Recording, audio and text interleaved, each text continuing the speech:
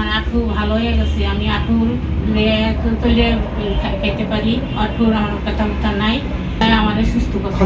আর উপরকে আমি সারের উপরকে আমি ভালো হয়েছি। আসছিল হাঁটু, দুইটা হাঁটুতে ব্যথা ছিল, দুইটা হাঁটু অনেক ফুলে গেছিল। তারপর দুইটা হাঁটুতে আমি চিকিৎসা করছি। আমি doctor AR Khandakar, orthopaedic surgeon, consultant, PG হাসপাতাল, ঢাকা। আমার আন্ডারে চিকিৎসা করছে 1 বছর আগে।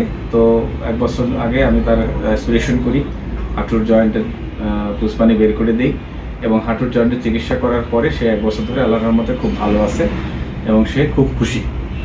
এ ধরনের রোগী চিকিৎসা করে ভালো হওয়া সম্ভব।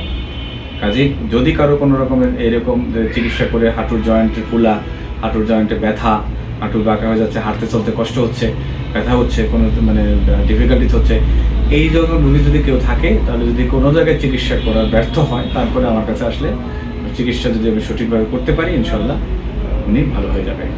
সবাইকে ধন্যবাদ।